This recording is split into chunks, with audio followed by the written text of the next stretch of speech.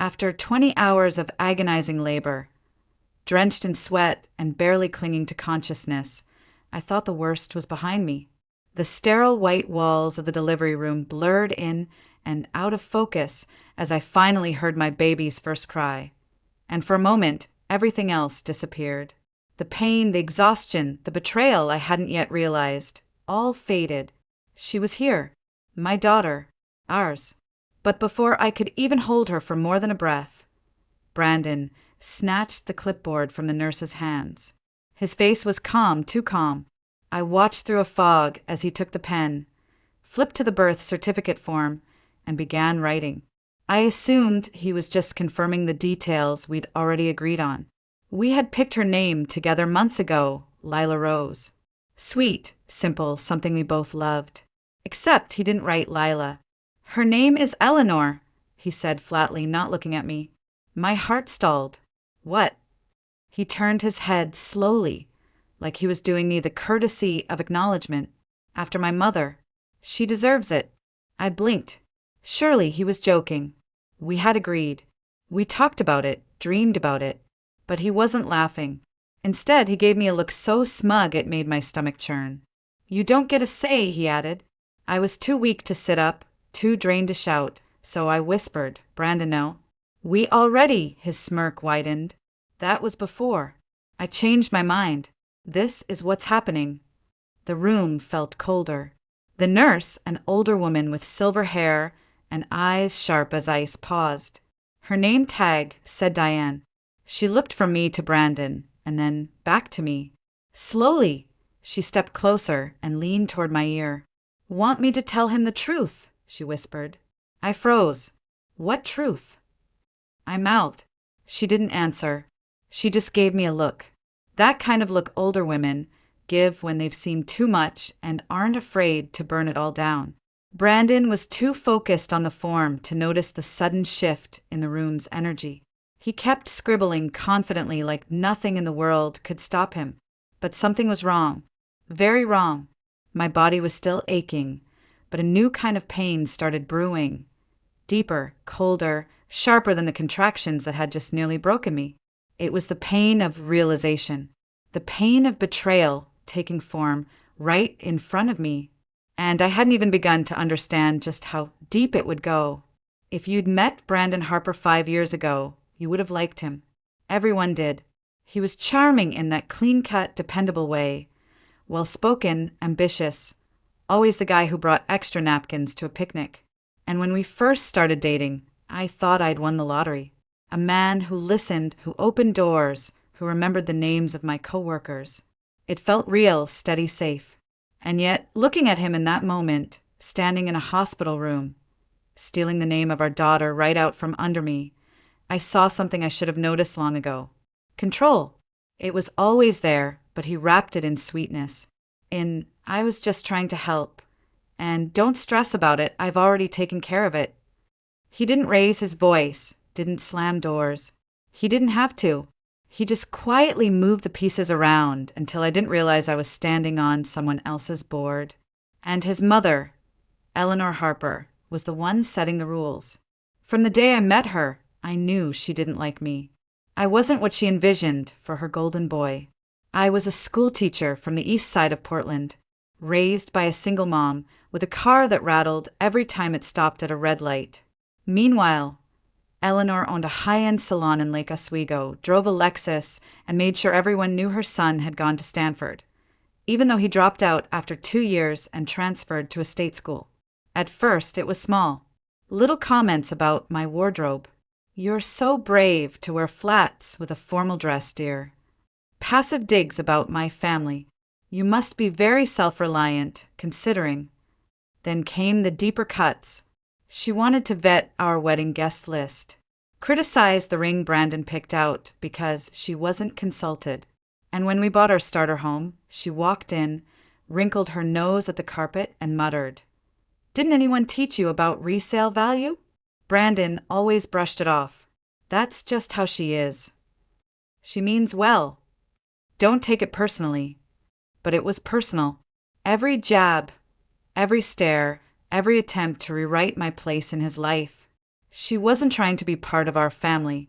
She was trying to remind me I didn't belong.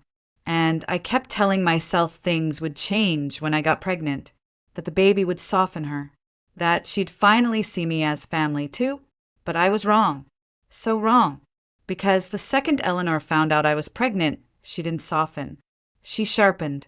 Suddenly, she had opinions about everything. What I ate, how much I exercised, which OBGYN I should use. She even showed up to my 20-week ultrasound uninvited. And Brandon let her sit next to him, holding his hand while I lay there on the table.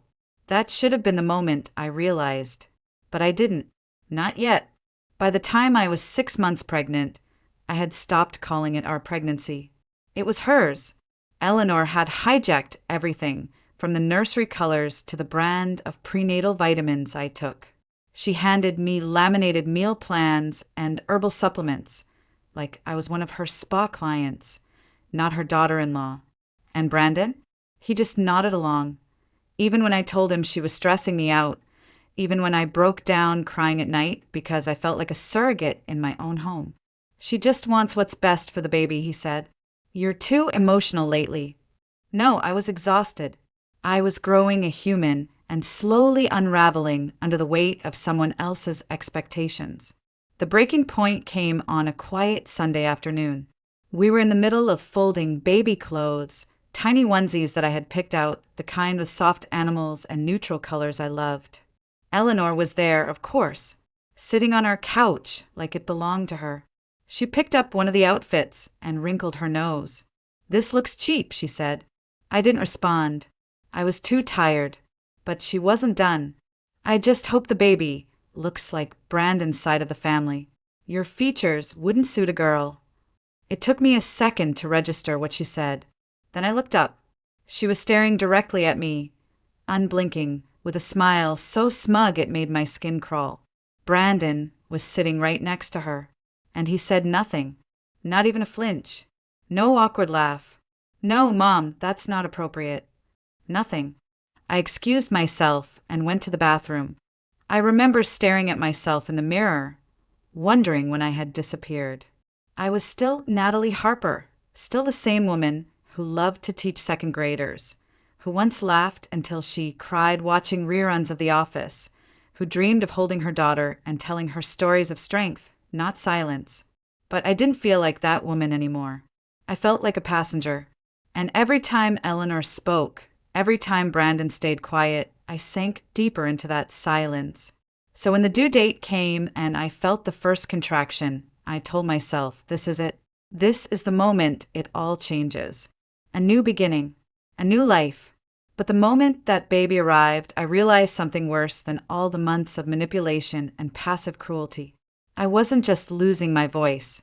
I was losing my child, and I hadn't even left the hospital bed yet. Labor was brutal. I'd heard stories, watched the birth videos in our prenatal classes, read all the articles about breathing techniques and visualization. None of it prepared me. Nothing could. My body felt like it was being cracked open, like every cell inside me was breaking apart to make room for someone else. And the worst part wasn't the pain. It was the way Brandon looked at me through it, detached, irritated. He scrolled on his phone while I screamed through contractions. He took 2 separate calls from his mother while I was begging the nurse for ice chips. At one point, he even left the room to get himself coffee, while I was clutching the bed rails, sobbing, trying not to pass out from the pain. I don't remember the moment my daughter entered the world. That's the part that still breaks me. I was too far gone. Numb, exhausted, tears dried on my cheeks. They placed her in my arms, and I looked at her like I was underwater, seeing beauty through thick glass. And then she was gone. Brandon took her. Well, not her exactly. He took the clipboard from the nurse's hands, plucked the pen from her pocket like he had every right to it, and said, "I'll handle this." At first, I thought he was just filling in routine information. Wait, time of birth, parents' names. We'd talked about it all. We'd picked her name together, Lila Rose Harper. It was even written on the little wooden sign I had packed in the hospital bag. But then I heard it. Brandon, speaking softly as he wrote. Her name is Eleanor. Eleanor Marie Harper. I thought I misheard. Or hallucinated. Brandon, I croaked, voice like paper. What? He didn't even turn around. She's named after my mother. No, I said, barely audible. We agreed, Lila. We chose. He turned then, gave me the smallest smile. You're still out of it. Just rest. You don't get to do that, I whispered. That's when he said it. You don't get a say. Those 5 words felt sharper than the labor itself. I opened my mouth to scream, but no sound came. Only air. Only helplessness. Then the nurse, Diane, stepped closer. Her face unreadable. Her voice low. Do you want me to tell him the truth? I blinked, confused. What truth? I mouthed. She didn't answer, but her eyes, God, her eyes said everything. They held fury, fire, and something else. A secret. Brandon didn't see it. He was still smug, still scribbling, still pretending he was the hero in a story only he understood. But I saw it, and in that moment I knew. This wasn't just about a name. Something far bigger was about to come crashing down. My whole body was trembling, but not from labor anymore. It was something colder now, something bone deep. I looked up at Diane, barely able to lift my head, and whispered, What do you mean? Her eyes flicked toward Brandon, then back to me. Not here, she murmured. But trust me, you need to know. Brandon was still scribbling away on the paperwork, like he was signing a deal, not rewriting our daughter's future without me in it. I turned my head slowly, every muscle in my body screaming in protest. My voice was hoarse but steady. Brandon, put the pen down. He didn't even flinch. I'm taking care of it. You just gave birth. You're not thinking clearly. I clenched my jaw. We agreed on a name. I changed my mind. No, we don't get to change our mind unilaterally. He turned to me then, and the look in his eyes chilled me. You should be grateful I'm even letting you put your last name on the certificate. There it was. Not frustration. Not impatience. Control. The room spun slightly as Diane took a sharp step forward and, without hesitation, ripped the clipboard from his hands. You will not speak to her like that, she snapped. Brandon jerked back, stunned. What the hell? Diane didn't even blink. She flipped the documents over and looked straight at him. You're lucky she doesn't know the whole story yet, she said coolly. A pause. My heart stuttered. What are you talking about?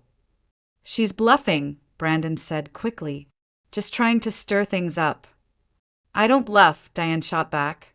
You think you're the first one to try this? I've worked here for 20 years. I've seen men like you before. Brandon's shoulders stiffened. Then Diane leaned down to me, lowering her voice. Check the insurance records, she whispered. My stomach turned. Brandon had been handling all the paperwork during my pregnancy. I was teaching full-time on my feet all day. He said he'd deal with the insurance, the hospital forms, the parental declarations. I trusted him. I never even thought to look. Brandon, I rasped. What did you do? He didn't answer, but his hands curled into fists. There was sweat forming at his temples now. Diane took a step toward the computer near the monitors. Do you want me to pull them? Yes, I said without thinking. Brandon barked a bitter laugh. This is ridiculous. You're just hormonal. No, I said. I'm awake now. Diane nodded. Give me 5 minutes. She disappeared into the hallway. I turned to Brandon, staring at him like he was a stranger. You changed my records, didn't you? He looked away, and in that silence I had my answer. I reached for my phone with trembling hands. My fingers were still swollen from the IVs, but I managed to swipe through the lock screen. I needed to call Chloe. She was the only one I could trust, the only person who'd warn me, long before I ever wanted to hear it. But before I could even press her name, Brandon lunged forward and snatched the phone from my hands. You're not doing this, he said through clenched teeth. Diane reappeared just in time. She stepped between us, her voice sharp as glass. Give it back to her. Now. He hesitated. For a moment, I saw something in his eyes, panic. Then he tossed the phone onto the bed, the way a child might throw a toy they didn't want to share. You're making a mistake, he muttered. I didn't even look at him. I dialed Chloe. She answered on the second ring. Hey, how's the baby? How are you feeling? My mouth opened, but nothing came out. My throat tightened like it had sealed shut.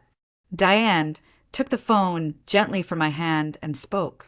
Hi, this is Nurse Diane from St. Helena Medical Center. Your sister needs you here immediately. Chloe didn't ask questions. She just said, I'm on my way. Brandon scoffed, a bitter sound that barely disguised his dread. So now you're calling your sister? Great. She's never liked me. I turned my head toward him. Maybe that's because she saw through you before I did. His face darkened. Before either of us could say more, Diane returned with a slim file folder in her hands. She handed it to me carefully like it might explode. I opened it. There, in black ink, were the insurance records Brandon had submitted. His name, and only his name, was listed under legal parent. Not a trace of mine. My body went cold. You were going to take her from me, I whispered. Brandon didn't deny it. He didn't need to. Diane's voice was tight. You're lucky we caught this. I've seen women lose custody because of documents like this. And it's legal unless someone flags it, which I just did. He stood up suddenly. You're overreacting. I shook my head. I'm done reacting. Now I act. He laughed, a short, ugly sound. You just had a baby. Where do you think you're going to go? Diane placed a firm hand on my shoulder. She won't be alone. That's when the door opened and Chloe stepped in. She didn't even pause at the threshold. She saw my face, the file in my hands, and the expression on Brandon's. And she knew. Chloe didn't say a word. She walked straight to Brandon, snatched the phone from his back pocket like she had every right to it, and began scrolling. He tried to stop her, but she held up a single finger, the same way she used to when we were kids, and I'd start whining in the back seat. That finger meant shut up. It always had. She found what she was looking for almost immediately. Her eyes narrowed. Her face turned red. And then she turned the screen toward me. A thread of messages filled the display. Dozens of them. Brandon and a woman named Samantha. I stared at the words as if they might rearrange themselves into something less cruel. I can't wait until the baby's here. Once she's born, we'll finally be free. She won't have anything left. She'll be stuck. Trust me, she doesn't suspect a thing. It wasn't just an affair. It was a plan. Brandon hadn't just betrayed me. He had intended to trap me, to isolate me, to strip away my child, my autonomy, my entire identity, all so he could walk away clean with someone else. Chloe's voice shook. Are you kidding me? Brandon paled. It's not what it looks like. Oh, she snapped. Because it looks like you and Mommy Dearest were planning to erase my sister from her own life. Just then, the door swung open, and Eleanor Harper walked in like she owned the hospital. She looked from the shredded insurance file in my hands, to the phone in Chloe's grip, and finally to Brandon's face. Her lips curled. Well, she said coolly, I suppose there's no point in pretending now. Chloe let out a disbelieving laugh. You're not even going to deny it. Eleanor shrugged. Sweetheart, this is what's best for the baby. I tightened my hold on my daughter. The best thing for my baby, I said, is never seeing your face again. Eleanor stepped forward, her voice eerily calm. Let's be realistic. Brandon has the resources, the legal advantage. You're exhausted, unstable. I'm not unstable, I said, standing as much as my body allowed. I'm aware, and that's what makes me dangerous. She turned to Brandon. Handle this. And for the first time, he didn't move. He looked at me, then at Chloe, then back at his mother. I can't, he said, voice barely above a whisper. Eleanor stiffened. Excuse me. I didn't think it would go this far, he muttered. She hissed. After everything I've done for you? Brandon flinched. And that was the moment I knew. Not that he had changed. Not that he regretted anything. But that the spell was breaking. He was no longer sure whose voice he should obey. And for the first time, it wasn't hers. I looked Brandon dead in the eye. "If you go through with this," I said, my voice steady, "I will take you to court. I will expose everything. The insurance fraud, the fake paperwork, the affair, the attempt to steal our child." He didn't blink, but he wasn't smirking anymore either. "And I won't stop until you're a footnote in her life," I added. "A story I tell her about what not to accept from a man." Chloe folded her arms, glaring at him like she was daring him to try something. Eleanor stepped forward. Fury painted across her face. "You're bluffing. You don't have the means. We have lawyers." I met her gaze and didn't look away. "Then I guess we'll find out who bleeds first." The room went still. Then, finally, Brandon cracked. He turned to his mother and said, "Mom, I can't do this." She recoiled. "What?" I didn't want it to get this far," he mumbled. "She wasn't supposed to find out not like this." Eleanor's voice rose. "So you're going to throw everything away? After all we planned?" Brandon looked at the baby in my arms, and then he stepped back. He didn't apologize. He didn't beg. He just backed away like a man, realizing the walls he helped build were now closing in on him. Diane entered again with a hospital administrator. Her presence alone brought a new kind of gravity to the room. Without a word, she handed me a set of revised forms, fresh, untainted, with my name listed clearly under Mother. "Legal. Secure. Sign here," she said gently. I did. Brandon didn't argue. He just stood there, deflated. Eleanor didn't leave quietly. She made one last attempt, stepping toward me with that fake sweetness layered over venom. "Natalie, don't let bitterness cloud your judgment. You need stability, and so does the child." "She'll have it," I said, voice sharp. "Just not from people like you." Chloe walked over and opened the door. "Get out." Eleanor stood there, lips tight, eyes blazing. Then she turned to Brandon and hissed, "I hope you're happy." He didn't answer. She stormed out, and this time he didn't follow her. I sat back down slowly, my legs trembling. Diane placed a warm blanket over my shoulders and said softly, "It's over now." But I knew better. It wasn't over. Not yet. It was only just beginning. Because now I had power, and I was finally ready to use it. The hospital released me 3 days later. Brandon didn't come with me. He didn't offer to help carry the bags. He didn't even try to hold the baby again. He just stood by the exit, staring at the floor as Chloe packed up our things. And I, holding my daughter in my arms, breathing her in like she was the only clean thing in a toxic world, I walked past him without saying a word. He didn't follow. That night, Chloe stayed with me in the apartment. She sat on the edge of the bed while I fed my daughter and said, "We'll get through this, one step at a time." 2 days later, I filed for divorce. The paperwork was clean, straightforward. With the nurse's documentation and the administrator's signature, the hospital records showed a legal trail that supported everything. The altered insurance, the forged parental designation, even Diane's written report. Our lawyer cousin, Ethan, called it an airtight case of attempted custodial interference. In short, Brandon didn't stand a chance. He didn't fight it. Not once. I think he knew. Deep down. Maybe he always knew what he was doing was wrong. But he still did it. That's what stuck with me. As for Eleanor, she made one more pathetic attempt to regain control. She showed up at my apartment unannounced the following week, carrying a gift basket and a letter she called an invitation to heal. Chloe opened the door and didn't even let her get a word in. She called the cops. That was the last time I saw her. Samantha, the woman Brandon had been planning his future with, ghosted him the moment she realized he had nothing left. She blocked him on everything. Chloe found his Reddit history one night, and we laughed, really laughed, for the first time in weeks. He'd posted in some thread asking how to regain custody after a hostile divorce, and got torn apart in the comments. Eleanor stopped calling. The salon she owned started bleeding clients after Chloe left a review detailing her attempt to steal a newborn through insurance fraud. Nothing slanderous, just facts. The screenshots did the rest. Brandon moved out of the condo downtown and into a cheap rental on the east side. Alone. No child. No mother. No mistress. Just silence. And me?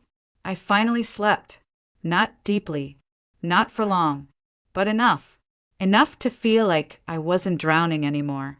Because for the first time in months, I wasn't waking up inside someone else's narrative. I was writing my own. It took weeks for the numbness to wear off. I'd rock my daughter to sleep at night and whisper stories into the quiet, trying to convince myself it was really over, that he couldn't come back, that she couldn't find another way in, that I was safe, that she was safe. And little by little, the fear started to fade. I didn't feel like I'd won anything. Not in the way people talk about revenge. There was no parade, no final courtroom clap, no dramatic confession, just paperwork, silence, a new crib in a small, sunlit room. But sometimes survival is the victory. Brandon had wanted control. Eleanor had wanted legacy. Samantha had wanted convenience. They all treated my child, our child, like a trophy in some warped family game. But she's not a prize. She's not a name to be branded with someone else's expectations. She's mine, and I'll spend every day reminding her that her story didn't begin with surrender. It began with resistance. I tell her the truth, but gently. I tell her she was born on a rainy Tuesday morning, just before Thanksgiving, in a city that smelled like wet leaves and hospital sanitizer. I tell her her first cry was the most beautiful sound I'd ever heard. I tell her that she was wanted, fought for, protected before she even knew how fragile this world could be. And most of all, I tell her that her name is Lila Rose, not because it was the prettiest, but because it was ours. Not mine, not Brandon's, ours. The name we chose before everything twisted, before the mask slipped, before trust broke. She'll grow up never knowing the version of me who kept quiet to keep the peace. That version died in a hospital bed the moment Brandon said, "You don't get a say." And something stronger took her place. Stronger doesn't mean unbreakable. It just means I chose myself. Chose her. I still carry scars. Not the ones from surgery or labor, but the invisible kind. The ones that sit between your ribs and tighten every time someone calls you emotional for standing your ground. But they don't own me anymore. Neither does he. Neither does she. Because when Eleanor tried to rewrite my daughter's life before it even began, when Brandon tried to delete me from the story entirely, they didn't expect me to fight back. They thought I'd beg, plead, break. Instead, I built something no one could touch. A life without them. A life where I get to choose. A life where I get to say, I don't need revenge. I have freedom, and that's more than they'll ever have.